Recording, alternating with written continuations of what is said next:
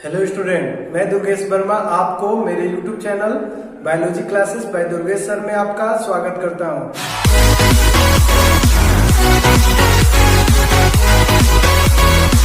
मैं आज पुनः एक नया वीडियो अपलोड करने जा रहा हूं और ये वीडियो जो है ये है आपके क्लास 11th का। और इस क्लास 11th में जो हम लोग लेसन स्टडी कर रहे हैं वो लेसन 4 है और इस लेसन 4 का जो नेम है वो है आपका एनिमल किंगडम। तो चलिए आज हम इस एनिमल किंगडम लेसन के बारे में डिस्कस करें। इससे पहले मैंने अपने प्रीवियस वीडियो में आपको सीलोम के बारे में बताया था, आपको याद होगा अच्छे से। तो इसके बाद आज हम लोग स्टार्ट करेंगे एनिमल किंगडम में फाइलम को डिस्कस करेंगे और फाइलम में 2 पार्ट्स स्टडी करेंगे। एक फर्स्टली हम स्टडी करेंगे इनवर्टिब्रेट ग्रुप एनिमल फाइलम और सेकंड स्टडी करेंगे वर्टिब्रेट ग्रुप एनिमल फाइलम। तो फर्स्टली हम लोग जानेंगे इनवर्टिब्रेट। तो इनवर्टिब्रेट एंड वर्टिब्रेट जो एनिमल है इसको मेनली 2 पार्ट्स में डिवाइड किया गया है on the basis of presence of backbone और वर्टिब्रल कॉलम। ठीक है, तो आप बताओगे animal divided into 2 parts. First is invertebrate and second is vertebrate. Invertebrate में आपका जो भी एनिमल इंक्लूड किया गया है उनमें आपका जो वर्टिब्रल कॉलम होना चाहिए वो अब्सेंट होता है, प्रेजेंट नहीं होता है, तो वो आपके इंक्लूड किए जाते हैं इनवर्टिब्रेट में। और वर्टिब्रेट में उन एनिमल को रखा जाता है जिनके बॉडी में वर्टिब्रल कॉलम फाउंड होता है। कंफर्म हो गया। तो फर्स्टली इनवर्टिब्रेट के बारे में बताएंगे कि it include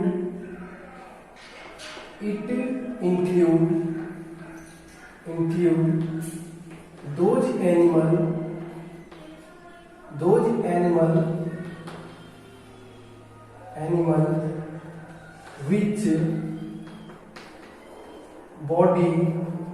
which body do not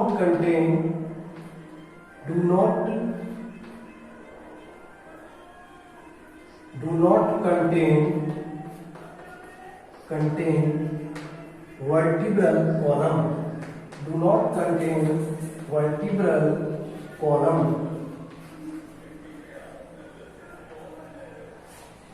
तो आपके जो इनवर्टिब्रेट होते हैं इसमें मैंने लिखा है इट इंक्लूड दोज एनिमल, इसमें वे एनिमल आते हैं which body do not contain, जिसकी बॉडी नहीं कंटेन करती है इसको वर्टिब्रल कॉलम को। कंफर्म हो गया। तो इसमें लिखेंगे it include those animal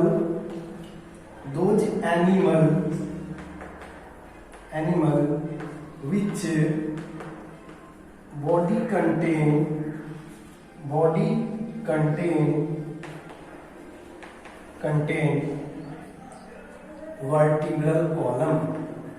vertebral column।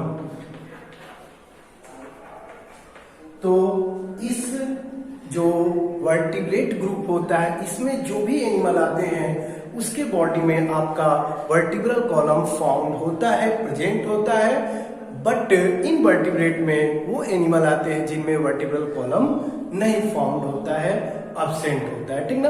अब इस इनवर्टिब्रेट जो है इसको 2 पार्ट्स में डिवाइड किया गया है।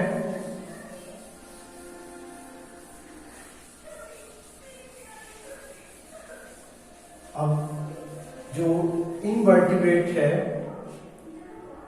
इसमें आपके 2 पार्ट्स, एक हो जाता है आपका प्रोटोजोआ और एक हो जाता है इनवर्टिब्रेट को बाबू इनवर्टिब्रेट को 2 पार्ट्स में डिवाइड किया गया है, प्रोटोजोआ और दूसरा होता है आपका मेटाजोआ। तो प्रोटोजोआ में आपके बताएंगे those animal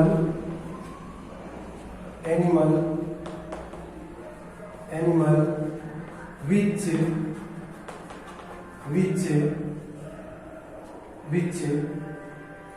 come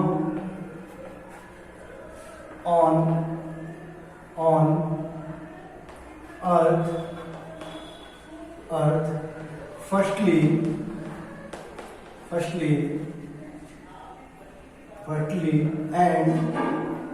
and come on earth firstly, it include in protozoa. ये किसमें इंक्लूड किए जाते हैं बेटा? प्रोटोजोआ में। तो प्रोटोजोआ में वे सभी एनिमल आते हैं जो अर्थ पे सबसे पहले मतलब बैक्टीरिया के बाद ये एराइज हुए, इनका मतलब ये डेवलप हुए, ठीक ना।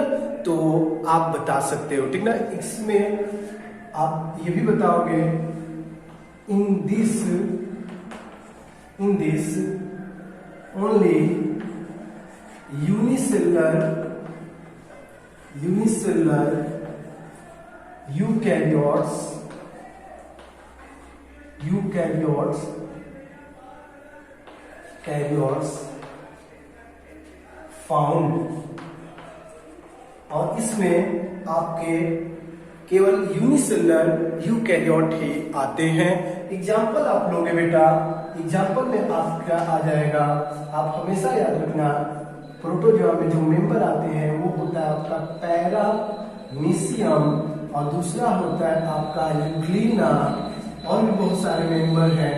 प्लाज्मोडियम नाम आपने सुना होगा, मलेरिया कॉजिंग एजेंट है प्लाज्मोडियम। ये सभी आपके किसमें इंक्लूड किए गए हैं? आपके प्रोटोजोआ ग्रुप में। कंफर्म हो गया। इसके बाद सेकंड जो आता है वो होता है आपका मेटाजोआ। तो चलिए मेटाजोआ के बारे में मैं बता दूं आपको। मेटाजोआ में आपके बताएंगे इट इंक्लूड those animal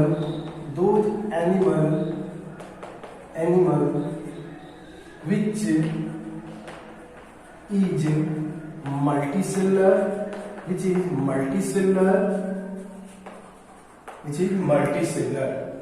इसमें इंक्लूडिंग जो मेंबर होते हैं वो सभी आपके मल्टीसेलुलर होते हैं। देखिए आपका जैसे मेटा मीन्स होता है आपका, मेटा मीन्स हो जाएगा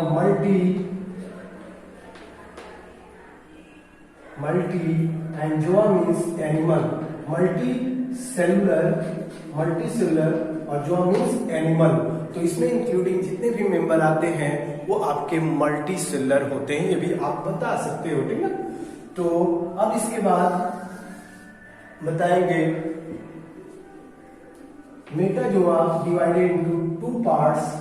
first is parazoa and second is eumetazoa. 2 part में डिवाइड किया गया है, एक है आपका पैराजोआ और दूसरा होता है यूमेटाजोआ। पैराजोआ में जो मेंबर होते हैं मल्टीसेलुलर तो होते हैं बट इनमें टिश्यू का फॉर्मेशन नहीं होता है।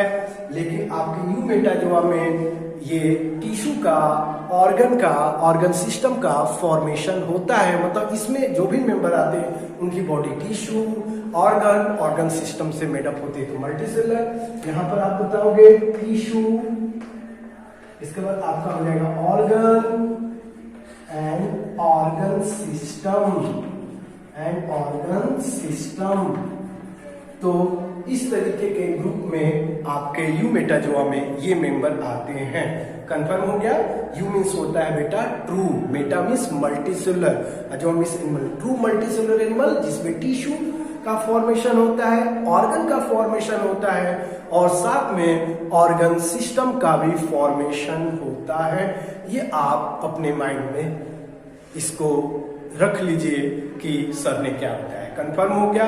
अब इसमें पैराजोआ में जो फाइलम इंक्लूड किया गया है वो है आपका पोरीफेरा। याद रखना बेटा, इसमें जो फाइलम आता है वो है आपका पोरीफेरा, और इसी फाइलम को हम लोग को फर्स्टली डिस्कस करना है, जानना है, समझना है, ठीक ना। तो इसको इरेज कर दिया जाए।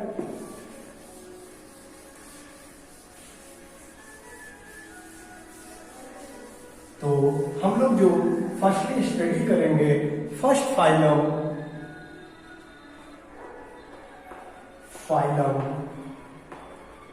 Porifera, phylum Porifera. तो फाइलम पोरीफेरा में आप जो बताओगे, देखो आप बताओगे firstly the term Porifera made up of two words.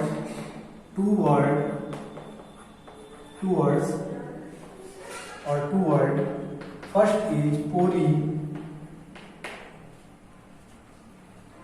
or porous means pore, and second is fera means beer. तो आप याद रखोगे पोरीफेरा में जो भी मेंबर आते हैं उनकी बॉडी जो होती है पोर कंटेन करती है, उनके बॉडी में पोर फाउंड होते हैं। कंफर्म रखना बेटा।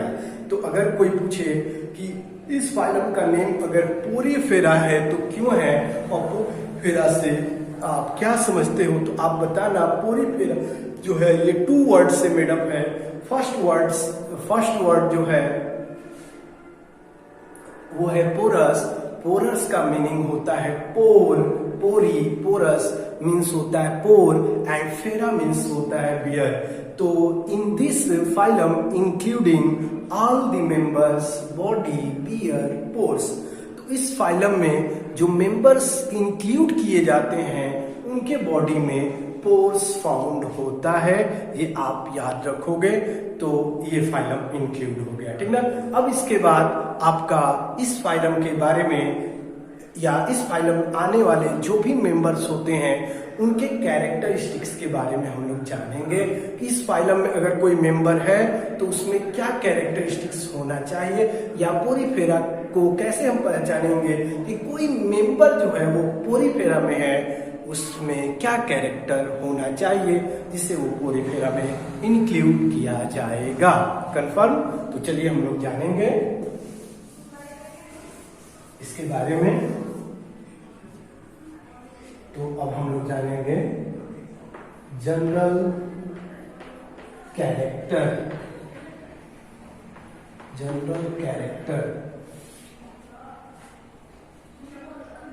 तो इसमें फर्स्ट जो होगा, this phylum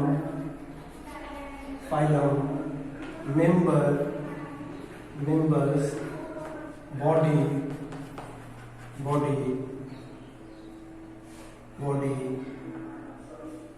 is made up of many cell, but cells are loosely bounded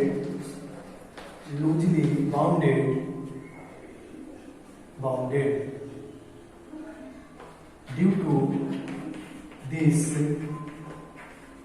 body organization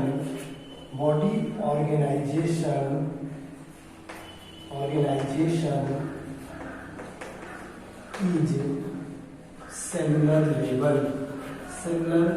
level type. ये भी बातें आप बताओगे। तो फर्स्ट कैरेक्टरिस्टिक्स अगर हम बात करें तो यही बताया गया है, इस फाइलम में जितने भी मेंबर्स आते हैं उनके बॉडी जो होता है वो मेडअप होता है आपके मेनी सेल्स से,